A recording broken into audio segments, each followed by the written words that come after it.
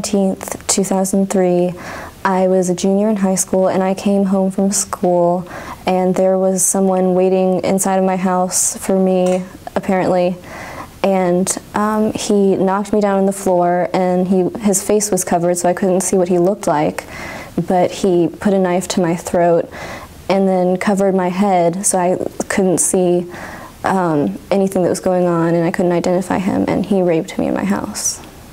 I later found out that it was a man named Anthony Alliano who was a serial rapist.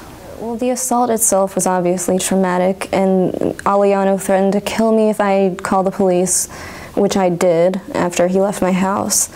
And so that was taking a risk on my part, and I thought that that's what I should do, so I called the police.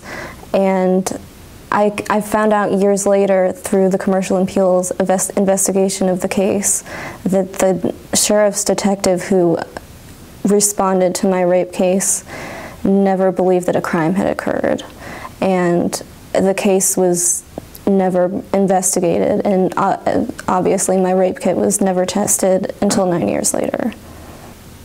To find out that I'm part of this systems-wide failure is shocking, but not surprising.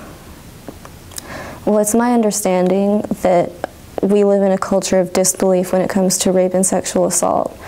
And when the Sheriff's Department and MPD openly disbelieved me and other victims of Anthony Alliano when we reported our rapes, that was symptomatic of such a culture of disbelief, and it enabled Alliano to rape many women for the next 10 years. And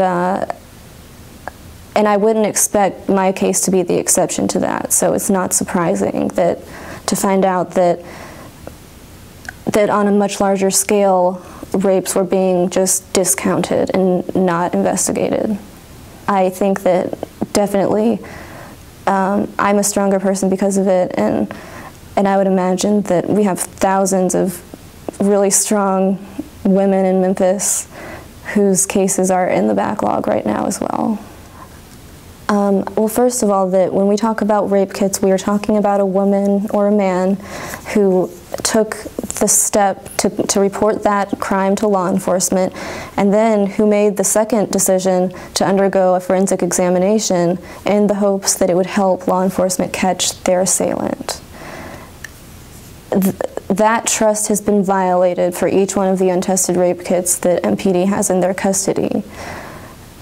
So we should stop talking. Mayor Wharton said that we should stop talking about these things as rape kits because they represent people, and I totally agree. Testing the rape kits doesn't mean that it's over. We have to test the rape kits and then do something with whatever we get from testing them. And that's going to involve a lot of care because we have to re-engage people, real people, who are feeling that law enforcement has failed them. And that's, that's something to take seriously.